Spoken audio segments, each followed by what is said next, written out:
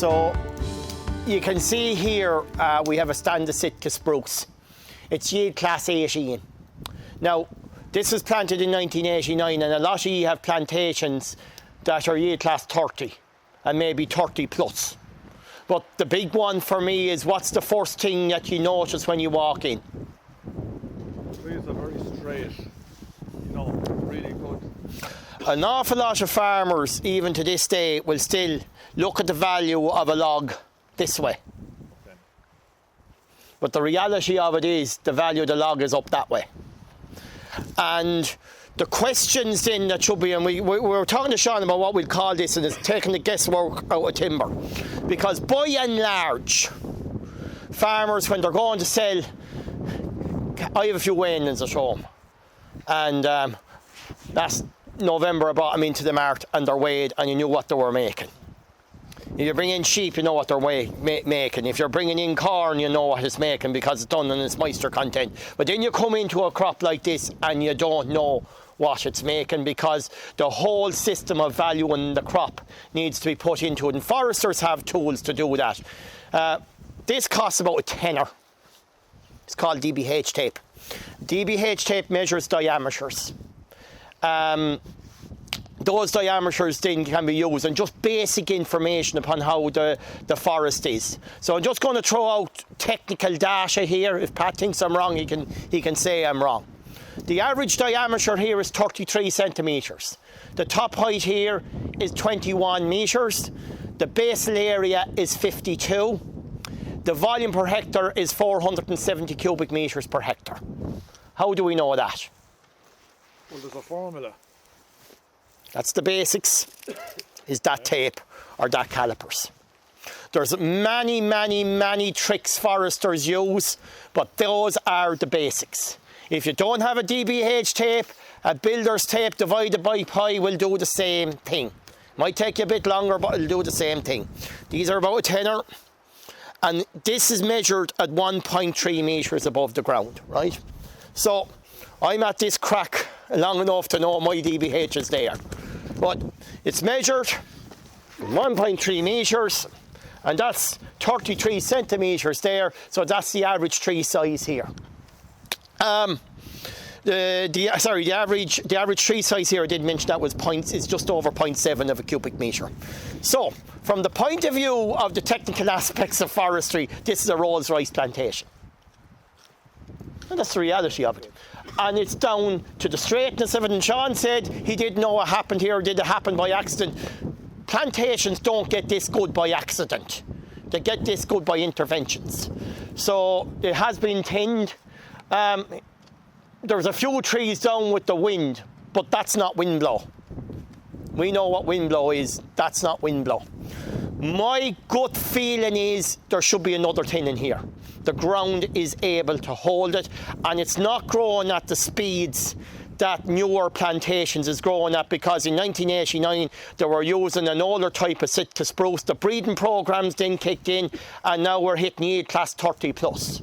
So sites like that, in my humble opinion, should be thinned between 11 and 12 years of age, which goes against all conventional thought of when I was studying back in the day, when you're looking at 15, 16, 17 years and maybe plus to thin, and probably like that in your day, Pat, you'll be going in thinning at 22 years of age. That day is over on fast-growing plantations, because the soils are better, and the soils are better, and the plant breeding is better. And you're getting, so this is probably one of the last, or one of the first of the old type plantations with this type of ground versus a slower type of growing Sitka. And that's why we're looking on these sites of 40-year rotations, and a lot of the other sites are now looking at between 28 and 32 years of age, because it's an optimum rotation for the landowner. Pension funds and Quilcha have their own objectives, but the farmer also has their objectives. And you might say, what does that mean?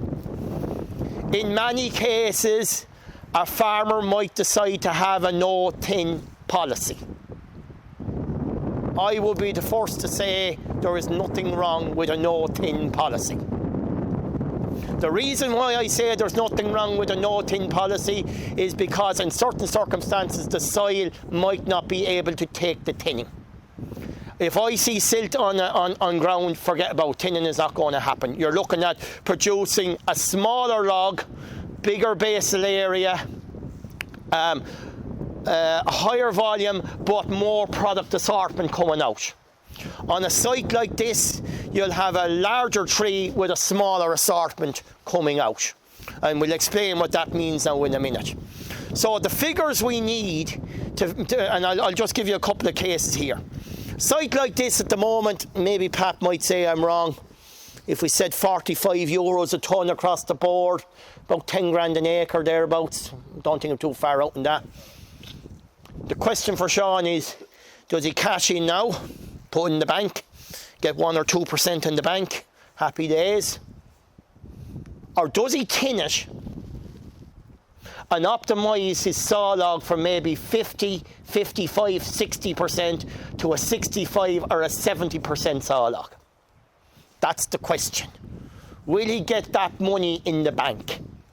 That's why we're saying take the guesswork out of forestry. This is where the forester comes into play upon making those types of decisions. If you increase the percentage of saw log, you're looking at your value is increasing at least to maybe 5,000 a hectare. Will you get that return in the bank?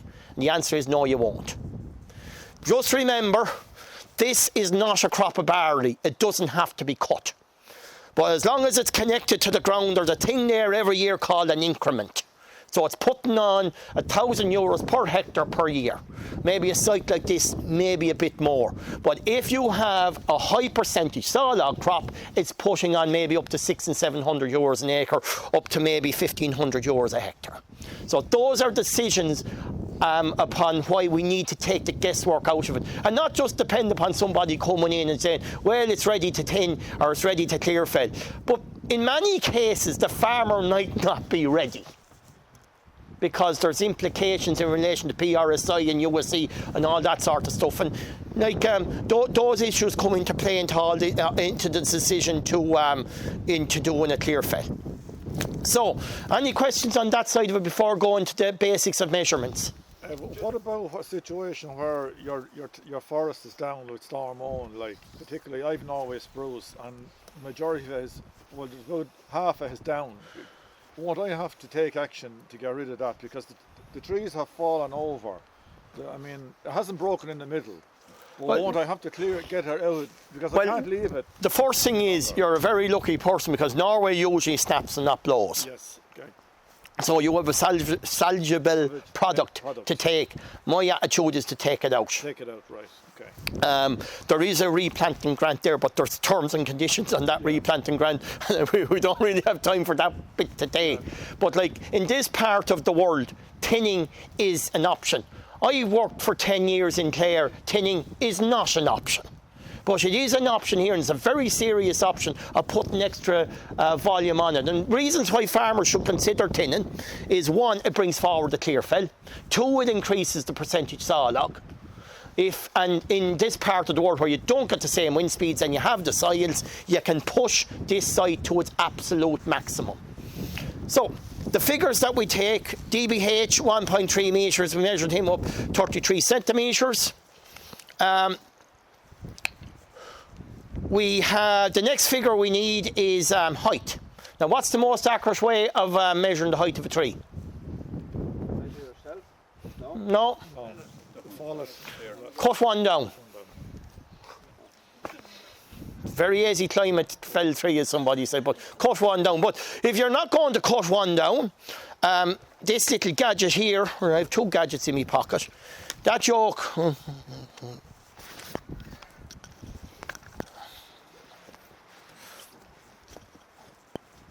That's about €1,500, that gadget. It's a great gadget. It measures distances, it measures heights, it measures all sorts of things. One other way of doing it, that doesn't cost anything. You measure it back to your eye line, you walk back, and where the bottom of the stick hits the bottom of the tree and the top of the stick hits the top of the tree, measure the distance on the ground. It'll be accurate within reason.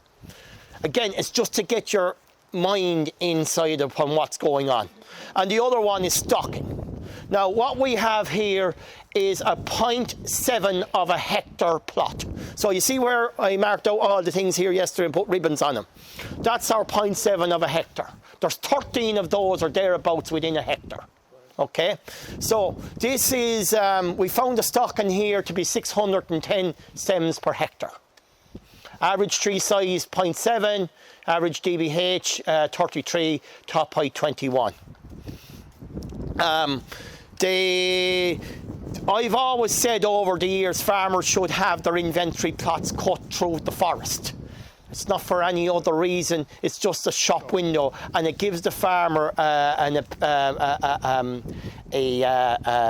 vision or a kind of a look upon how the thing is producing along. Now, one of the things we have known over, so once you have those decisions and those figures, farmers can make decisions with foresters. And again, I'm after putting one there. The other one is timber price at the moment is down. So if you have a crop like this, should you go at the moment? Well, unless you're really stuck for money, my attitude is stay put. One thing I have found with forestry over the 2 or 3 wind blows in my time is usually when that timber goes out of the system, timber prices rise very quickly afterwards. So 2014 there was a massive rise in timber prices, 2021 there was a massive rise. It's gone the other way at the moment. But one of the things there that farmers might be talking about a lot is the famous lorry loads of timber going missing. Look, if a lorry load of timber goes missing, it's not the end of the world. Where is most money lost in forestry? Yeah, it's lost on the cut. And again, people mightn't think about that because it's very, very easy to quantify what's in a wood. I'm after telling you the figures there. We done it within less than an hour here yesterday. But this is really where the brains behind the operation is and the technical aspects of it. Maybe I'll let Pat describe this because I know he has different markets for different products. In sawlog terms, you're looking at 4.9s, 3.7s. Pallet, you're looking at 2.5, 3.1. Stake, you're looking at 1.5 to 2.1, and then you're looking at 3.1 pulp. And I'll just give rough figures at the moment. Sawlog around 45 euros a tonne standing. About 60 euros a tonne. 3.7's around 3.7's around 45. 3.1's around the mid-30s. Pulp around 9, and steak 28 to 30 euros. I'm not too far off the beaten track there, but that's down. Look at the log here. Where does sawlog stop? When I was studying forestry, 20 centimetres was the what was the measurement we used for sawlog. That's now gone to 16. And one figure we found out this morning is in this log here, and maybe we'll just get patchy on this side of it. On this side of it, that's happening all the way up there. There's 16 metres effectively of sawlog in a 21 metre stem. Up to there. Yep. Yeah, all the way up to here.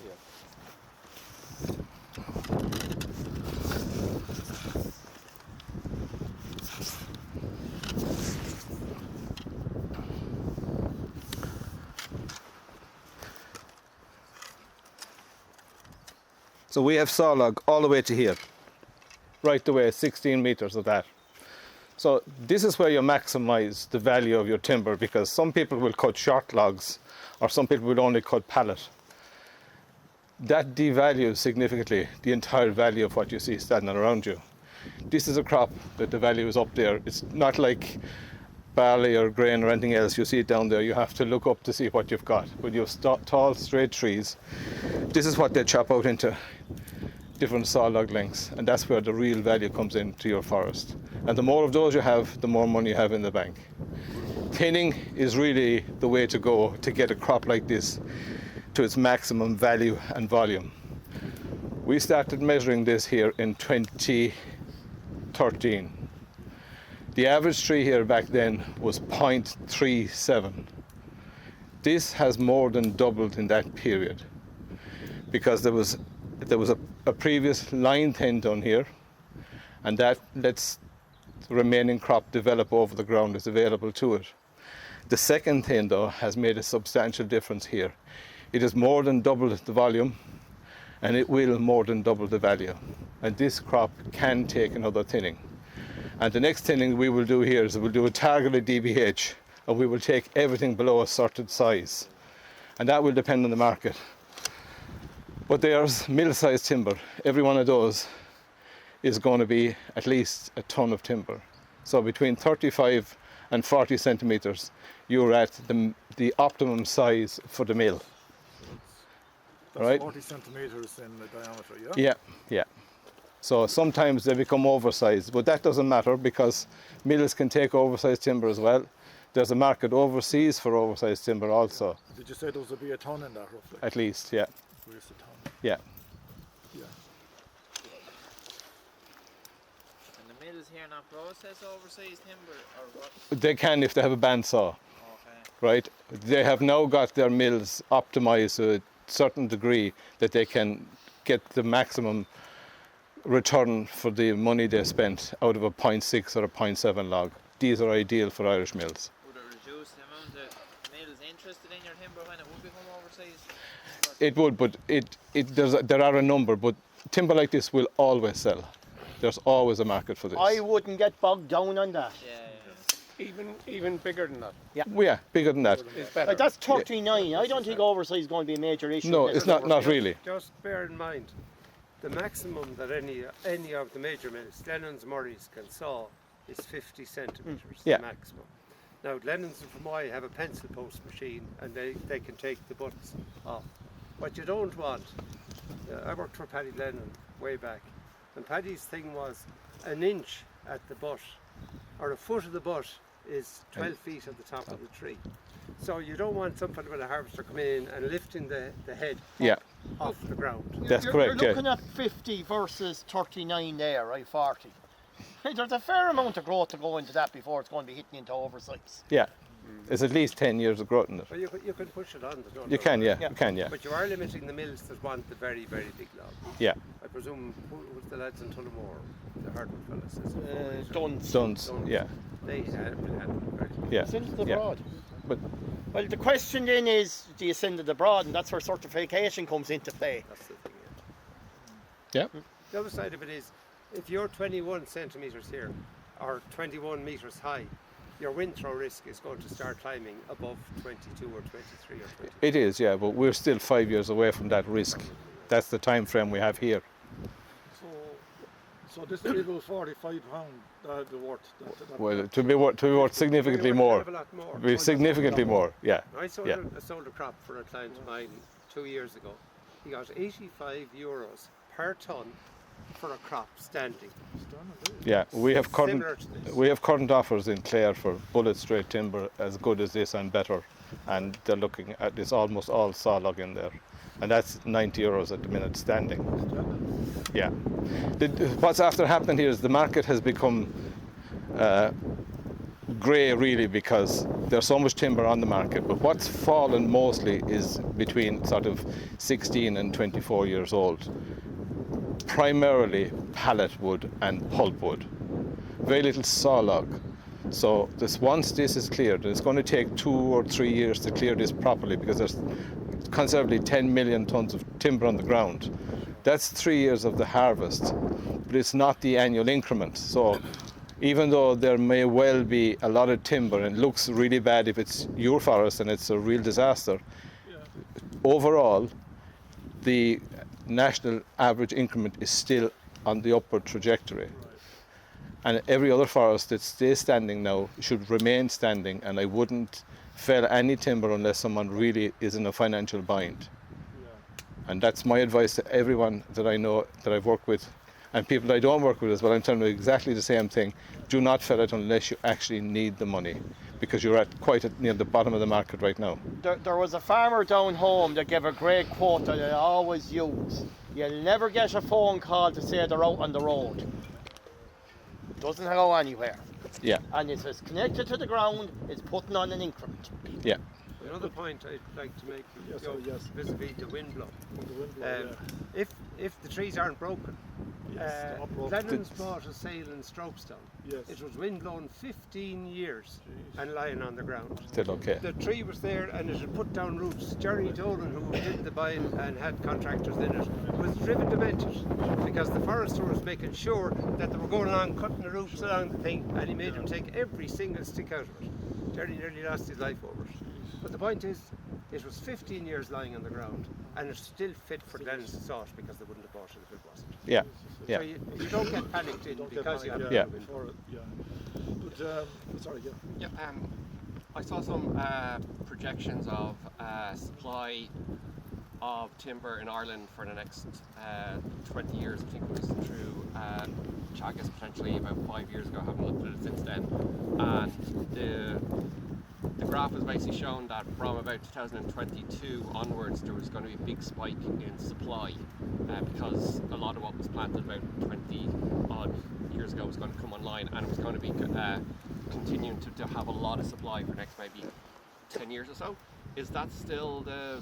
Well, that's based upon the projection? planting figures, but that's only a desktop inventory based Yep. upon the planting figures. Yep. But you have to bear in mind, we are right beside the biggest timber importer in the world, which is the United Kingdom. They are doing an awful lot of refits at the moment because buildings that happen after Germany flattened the place, they built the place up, that timber is going out. There needs to be timber put back in. So I'm not worried upon that side of it. There's always going to be a demand for timber. Yeah, and the other side in the UK is there's huge infrastructural development Yeah. as well, and they're using timber as a soundboards to dampen the motorway noises and all the development noises as well. Plus they're using much more timber for construction in terms of timber frames, and there's about 40% of the market in the UK is timber frame. You About look at- 60% in Scotland is timber frame. Even the products that they're taking out, like once upon a time you were looking at the saw log, now you're looking at glue lambs and laminates, and it's a completely different ball game than even it was 10 or 15 years ago based on the product. Like- So I wouldn't hold up the argument that we're at a point and that there's going to fall off. It's not going to Oh happen. no, just more that the current overall scenario is likely to kind of persist for a little bit. I think as in the... It'll persist for a little bit and it will drop off because we haven't enough of volume coming through in the newer plantations, and we just simply haven't got enough to sustain that. What will sustain it is intervention management and changing the way you run your forest. That will get you more timber for longer, and that's probably the better way to go into the future. Sorry, when the harvester comes in, the head to measure the volume cut, right? Yes. Is that standard practice? Yep. Yeah. Every harvester can do that in Ireland? Yeah. Every harvester's got a computer on it, and you can read that, get a computer readout every day if you want. Like it's very important even before the a clear fell that number one, people say what your checks are. There's actually 4 checks in forestry. You have your pre-sale inventory. You have what comes off the harvesting head. You have the weighbridge. But you also have the docket. So you have 4 checks, and there should be within. We work off 90% confidence in forestry, but it should be within that kind of. Like, If you want, you can, yes. yeah. Yeah. But basically, I've done a few of those double checks with this and on the harvester head, and between the calibrations, we're out about 4%. And that's nothing, because if you take it, he's got to take that down and it runs through the machine. It's measured every time it runs through. So that will have an error factor. So if he has to go up and down and say it's only 3.7 or it's a 4.9 or a 2.1, some of those measurements will be set into the system as an actual offset for the errors. So 4% would be really, really good. Why is timber sold by weight? Because we haven't volumed the market here. That's why. But you put a weight volume conversion on timber when you're selling it. It's converted back into volume. Yeah. At 55% moisture, it's the same thing. Yeah. Just to hear lots of people that would have cut timber and there'd be half the timber would be left behind for a couple of weeks before it would be thrown away and shit's drying out. Right. The problem there now is the way it's been sold. My view, and I'm only operating this way. We only sell timber standing over the weighbridge. no other way, because that takes all the guesswork out of it, because the man who cuts it knows the volume he's cut. The guy who's put it on his forwarder and brought it to the roadside knows how many tons he's moved. The lorry who comes to collect it has his own way on the lorry. He knows how much he's hauled. The docket is left behind. We get a text message, so we know every time a truck moves in every forest. And it goes to the mill and it gets measured and weighed again there. So all the checks are there. So something cannot go missing, because the harvesting man only gets paid on what he cuts, as does the guy who transports the timber, as does the mill.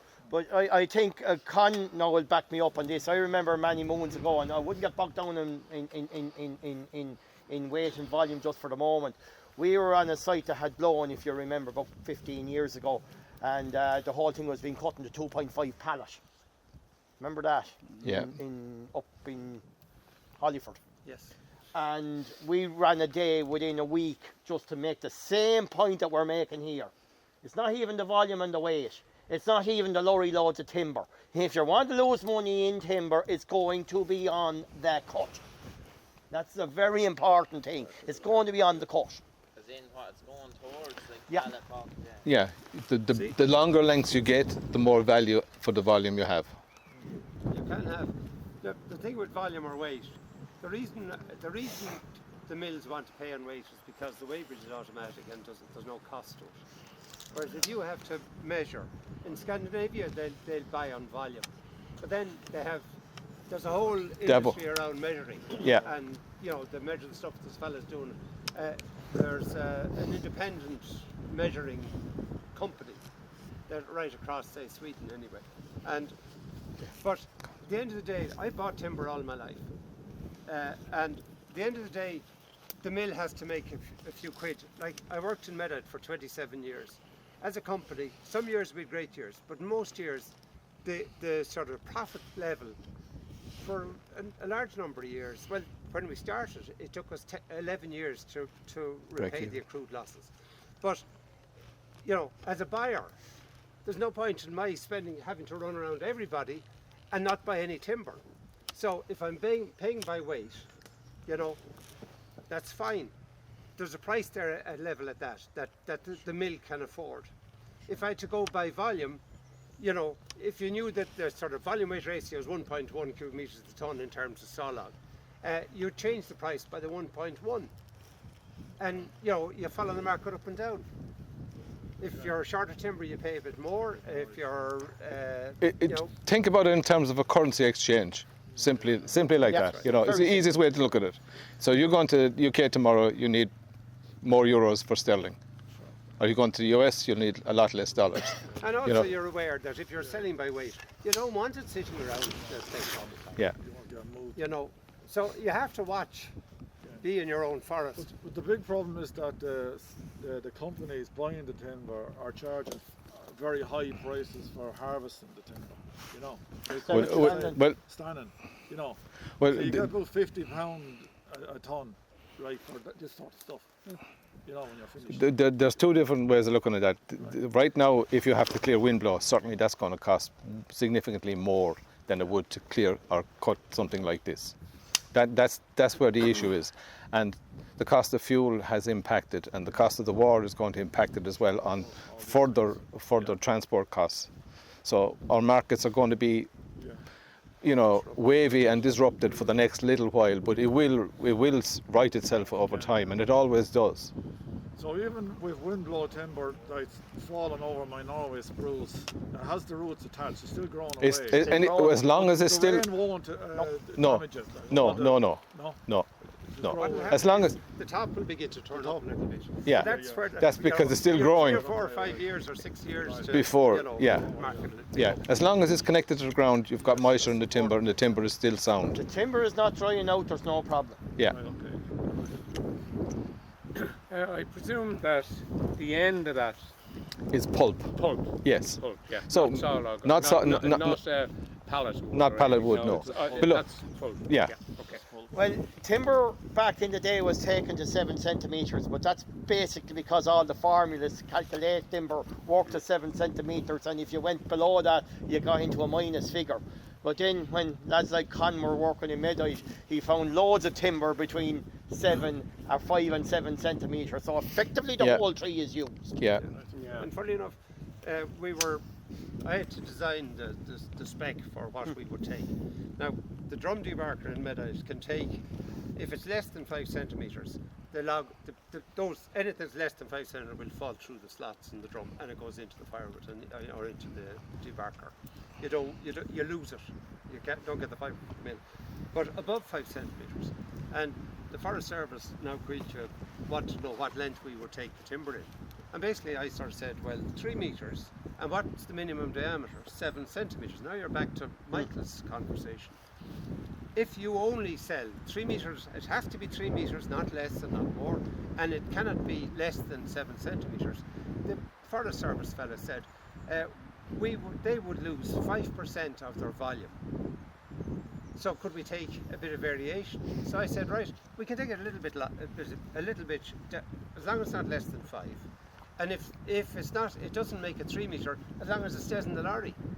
And that was the rule. You know, we never turned away a load of timber in the entire time in the 27 years I was there. Not once. Yeah. You know, and as long as it stayed in the lorry and wasn't falling off on the lad driving along behind.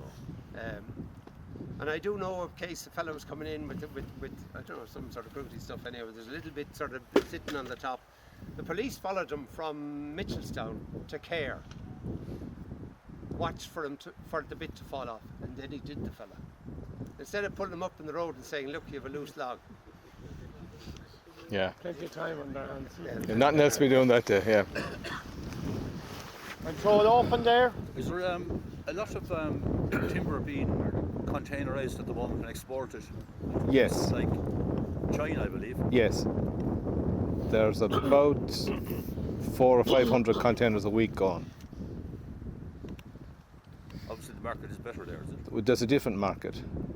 Basically, it's a controlled wood market as well. So everything that's leaving Ireland that's going to China has to have a chain of custody register with it. And that's working out quite well. Because what's happening is they're able to take the windblow sites and maximise the value in the windblow. And it's working out quite well for the owners. And basically the new scheme that's coming in for replanting will also benefit the owners significantly over anyone who has insurance. Because there's a clause in most insurance policies that the insurance company take the timber value that comes off the windblow. So the scheme that's coming in is a good one by comparison to what wasn't there before. That's the restructuring scheme, is it? Yes.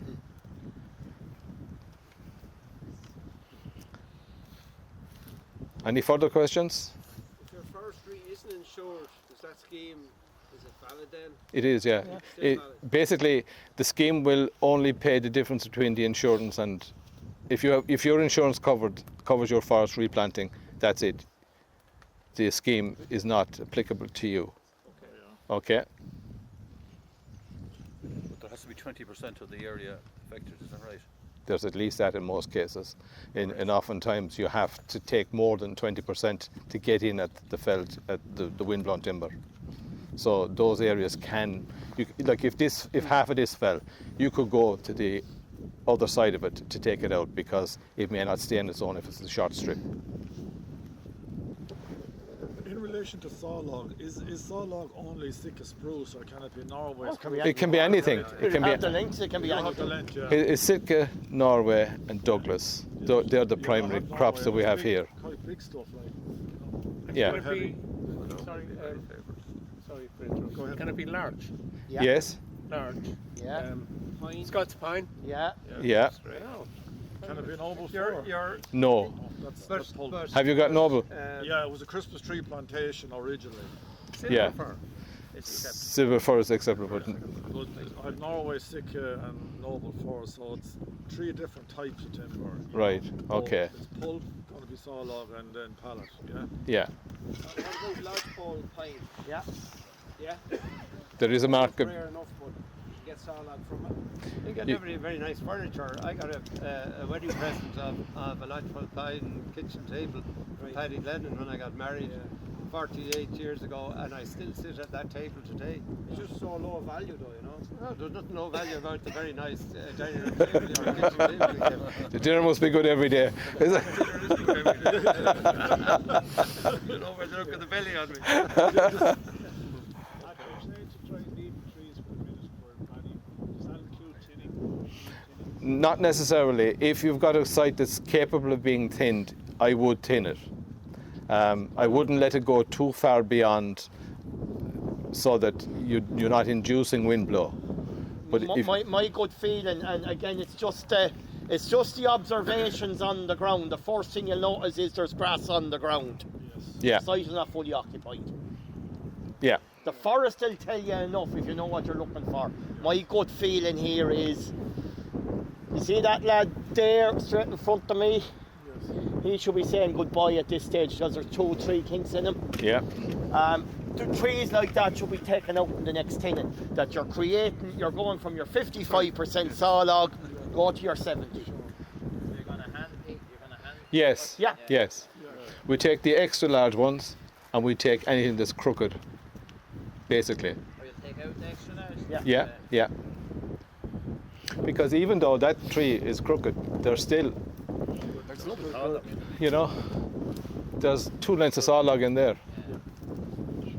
So you would take this one out in the next tinning. Yeah, Yeah. That's an extra large one. yeah. By comparison, everything that's around it. You're aiming for straightness. Yeah, You know, in relation to the replanting,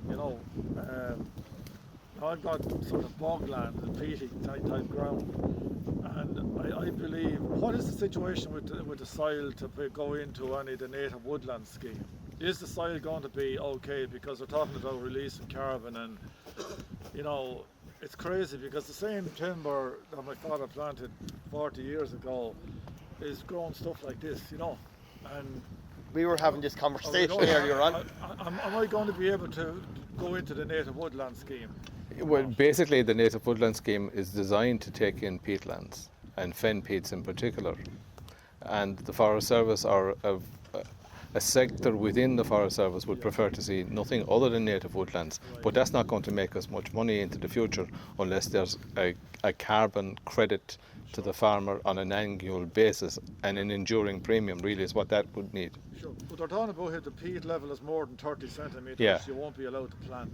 No. That's what I've heard. Is that correct? That is correct. for- That is correct. afforestation. Afforestation, yeah. But coming But this back, is ground where there was never any forestry, the best you're going to get is native woodland. Yeah, native woodland. That's the very best you're going to That's get. what I want to go with. Can I go with that then? Possibly, provided it passes an R&N score, right? Where do you see the money in it? Well, I get a grant for 10 years. And then And bye-bye. then Bye-bye. Been bye-bye. that might be bye-bye to me as well then, too. Well, Yeah, but what about the generations that are coming after? Well, I You know know, what I mean? absolutely, yeah, I know. Yeah. I know, it's just Like- like Forestry only comes into its own at 30 years of age, and I've been met with many people getting saving schemes and pension, or we'll say harvesting rights and all that. The reality of it is forestry comes into its own once the premium is gone, i.e. 25 to 30 years of age. right. You can transfer €4 million worth of assets through timber without the taxman taking a look at it. Think about that now. It's a fair bit of money. yeah. Um, And that's From the point of view of the fair deal scheme, the income from a clear fell is not counted, but the land value is. Even though the timber value is maybe 5 times more than the land value. you'd really want to look at a forest as an enduring pension. That is something that you can hand out through the generations on and on. So turning your forest into a continuous cover or a continuous income forest would probably be a better way to go. That's your objective, Sean. Absolutely. And Pat himself gave me the figures on it. wall-to-wall Sitka spruce until such time there's some disease in Sitka spruce, but otherwise that's where the money is. And anything else that we're obliged to plant is taking too long to make money. And if you plant 20% broadleaves, which have no chance of succeeding here, but even if they did, when do they hit the money, Pat? 97 years before it breaks even. It's a That's just a break even, no-brainer. right? So if you had invested the same amount of money, you would have had 2.5 times the return. You have 3 crops of that. Absolutely, 3 crops of that. And 3 times the amount of carbon stored as well. So native woodland, am I correct in thinking and saying that it's commercially it's of no value as you go forward? Well, I think that's down to your objective. Like, at the end of the day, some people are so poor all they have is money. And again, if people want, there's other issues, and I'm well aware of that. Why people might sow oak or sow any other broadleaf, and there's a whole plethora of reasons. But like, if this is down to the brass tacks of making money, Sitka really is the only show in town. Yeah. Commercial forestry. Yeah. But that's not saying that the landowner might have other initiatives with oak or something like that. Because if you're looking at oak from the point of view, and I'll do this in my broadleaf days, but because today's not broadleaf day. If you're doing oak, there's far more other products that's not necessarily the timber that you can take out of it. So I think there's other elements within oak that's not within we'll say the conifers. But this is, if it's solely on timber, Sitka is really the only show in town. Like if you're but I'm well aware of Norway there and Douglas and the other species. Is there a vulnerability with the bark beetle then? The bark beetle has caused a problem in Germany because after the Second World War there was land planted in Germany that simply was not suitable to grow Norway spruce. That's the reality of it. They were under stress anyway. We live in Ireland where Sitka spruce is hitting yield class 30. Yeah, but the bark beetle is in Scotland. Like it. Oh, well, you're not listening to what I'm saying. Yeah. Is Scottish Forestry hitting yield class 30? No, it's not. It's more like yield class 12. They're struggling. We are hitting 4 times that productivity. You know, I think no more than the incremental value here. I think that the increment that's being put on Sitka will always beat out what the bark beetle is producing. You only see it in sites really that are struggling. It's how much productivity per hectare per year. So this is putting on 18 cubic metres per hectare per year. But we have a plot below in Oak Park and it's hit yield class 40. Yeah. Such a thing, Yeah. Oh, there is. Yeah. Well,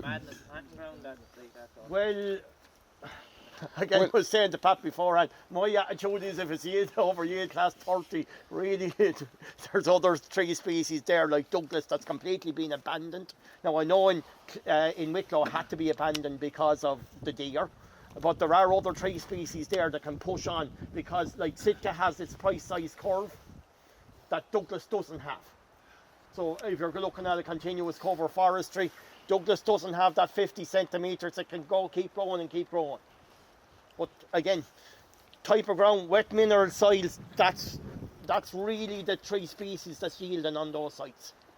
If you get more droughts in the future, more stress for the trees, is Sitka spruce? A very good question. We had a lad doing a PhD a couple of years ago, and if you're looking at where Sitka comes from in America, Washington State up to the Queen Charlotte Islands, and if we're getting a warmer temperature, obviously it's coming more southern. So we've been looking at other tree species that would be more applicable to growing in Irish conditions. Maybe Sitka spruce might not be a commercial species in 100 years' time or 200 years' time, but the work has already been done. So we've been looking at species like Japonica. Again, like every forester goes back, every generation looks at Western red cedar. Again, the issue of taking the oils out of it. See, those technologies are there that would not have been there once upon a time.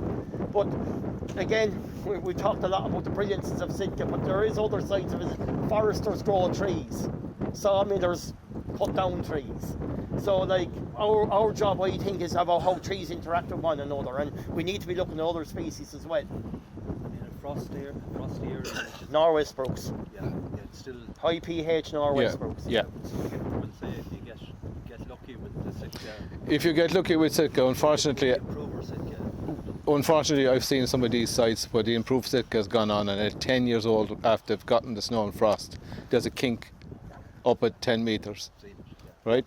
So that devalues the crop entirely, whereas if you wait for the 4 years for the Norway to catch up, Norway is a much better bet by far. Long and short of it is, if there's frost, there's high pH, Norway. Norway, every time. Norway slower. Yeah, it's about 4 years behind Sitka, yeah. I've started experimenting with Californian redwoods, and they're growing pretty fast. And they'll grow, they will rocket out of the ground, yeah. If you're looking for a tree species that will sequester carbon fast, that's it. the daddy. Yeah. Yeah. So like Sitka will sequester in and around between 8 and 10 tons of carbon per hectare per year. The redwoods is up to 18 to 20. Really? Yeah, yeah. And it's also, like, as in, if you're making a fence post out of it, it's not going to fall down because it's the water won't go into it and all that kind of stuff. So Yeah, I think there's a chemical in the underlying kind of quality, intrinsic quality of it is really good. So for me, it seems like a reasonable thing. So there's a chemical within redwood which actually preserves itself, and it's used in the States and parts. They used to use them as septic tanks, really, and they would also ameliorate the waters that went into it and went back out clean. Kathleen, you're up. You need the mic. Okay, I'll just hold on to that. How's that? Yeah. Yeah, great discussions. I'm going to have a chat about certification, forest certification. So actually, I don't think didn't introduce myself. It's Kathleen Lucey. I work with Irish Forest Owners. And Irish Forest Owners, we're a not-for-profit organisation, and we, I suppose, support producer groups across Ireland, or we represent producer groups across Ireland. And one of our services is certification. So we have a group certification under FSC and PEFC. We are standing in a certified forest. So Sean, Eustace is certified under FSC and PEFC since 2018, I think now. We've had a couple of audits on site. And yeah, good. It's a good example, I suppose, of a certified forest. So there's two, independent systems to certify forests globally, FSC and PEFC. If you haven't heard of them, if you go into your local supermarket on the way home, pick up your toilet paper, you'll see the FSC brand. So any wood-based products, paper, cardboard, will have either the FSC or the PEFC brand on it. And basically that is to certify that the timber used in that product has come from a responsible source. So it started off, I think it was in the 90s, as a result of illegal logging in the Amazon. So that's kind of where it began, FSC. So we have dual certification. I suppose to tie it into what we're talking about today is at the moment in Ireland, if you're selling timber to a sawmill, they require 70% certified timber. So there's a 70-30 rule. So if you're bringing uncertified timber to the market, and if you're selling to the sawmills, if your timber is not certified and if they've reached their 30% quota, then it just becomes a bit more, I suppose, challenging to market your timber. So that would be one of the main benefits of having your forest certified. In Ireland, we obviously, forestry is heavily, what's the word? We have a lot of rules in terms of what we can and can't do in forestry anyway. So for most forest owners in Ireland, if you are working under the Forest Service's guidelines, you're pretty much running your forest as a certified forest.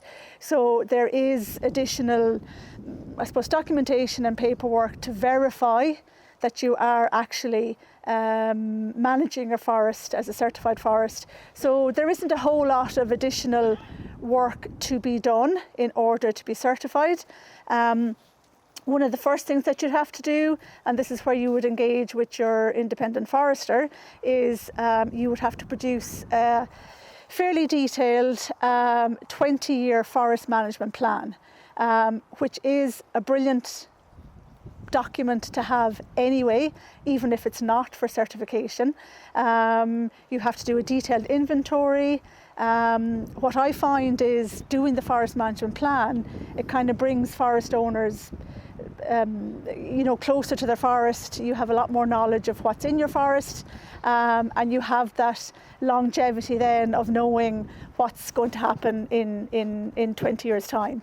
So that's the first piece of work that you have to do in order to be certified, is to produce that forest management plan.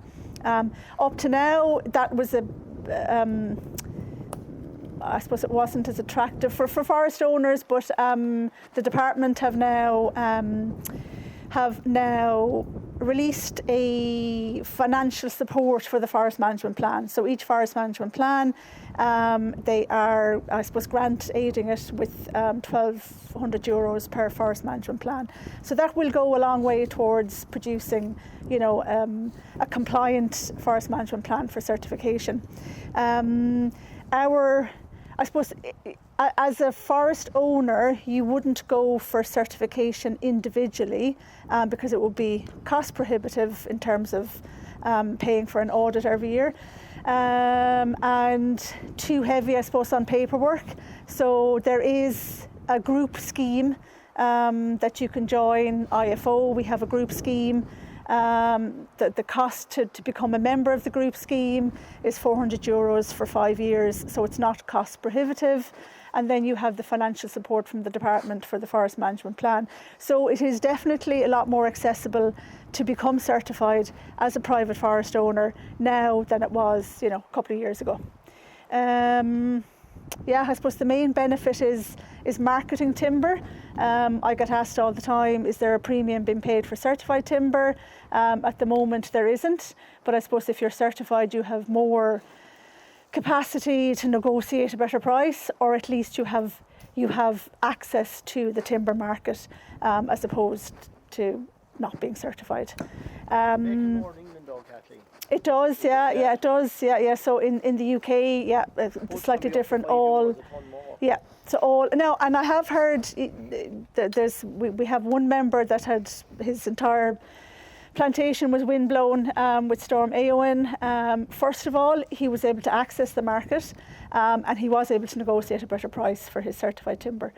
So I suppose anecdotally, even though it's not a standard, you can actually negotiate better pricing.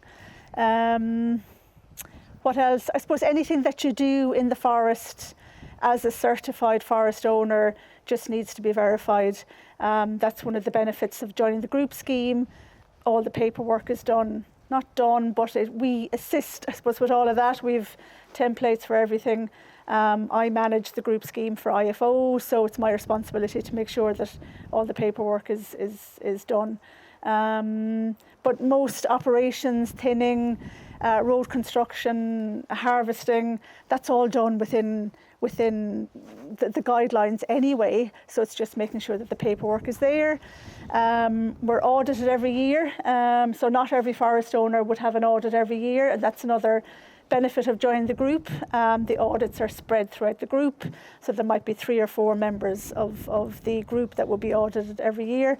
And again, my responsibility to make sure that the forest owners are ready for the audit.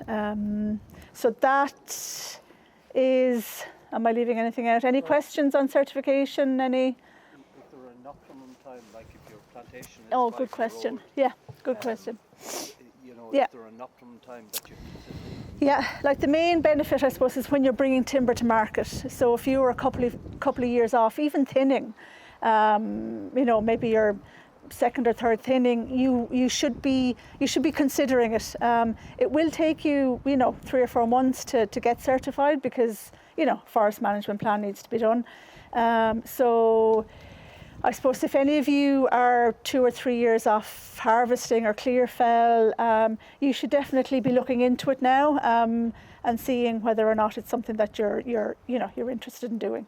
But yeah, there's no point in looking at certification when you're just at planting stage. You're having another night as well. We are. Yeah. We are. We will be doing, we'll be doing other events like this definitely. But look, if anyone's interested, just contact me. I'll take you through the process, make it as painless as possible.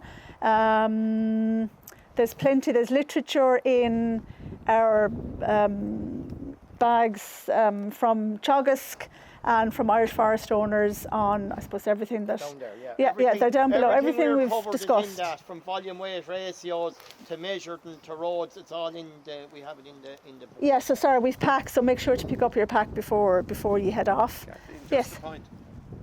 When you look at sort of globally, about 50% of the logs coming onto the market are from Quilchin. They're all certified. Yes. The other 50% of the sawmills is now coming from the private side. Yeah. And if you don't certify, You won't be able to sell. you won't be able to sell. Yeah. Because the sawmills need today a 70%. Yeah. And ultimately they're supposed to continue to improve. Yeah. I think There- it might be 90%. Right. I think we probably have a 5-year window I to think get so. everything together. So I Yeah. wouldn't be holding off on it. Anybody, once you get to the point of doing your management plan, that's the time to put your... Yeah. Just bear in mind it can be written off again to USC as well, which people kind of forget. Yeah. Yeah. And just a case in point, O'Grady sawmills in Hollyford are not certified. They had 2,000 tonnes or 3,000 tonnes.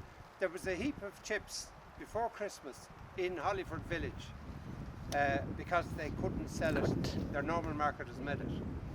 And Medit were maxed out or in terms of uncertified material. Yeah. And there's a sawmill. Yeah. Now, the profit in any sawmilling is the wood chip. Yeah. I don't know, did they solve it? I didn't hear. I didn't hear either.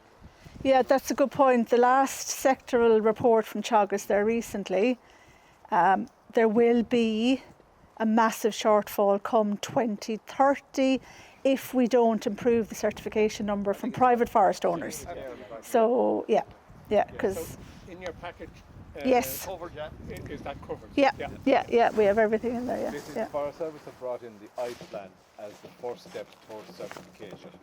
There are 20 different sections within the I plan which you would need to follow and to produce maps and documents. It basically is a full history of your forest, basically of what it is, where it is, what you've done to it, what's in it, who owns it, and any chemicals and any activities that have impacted that forest.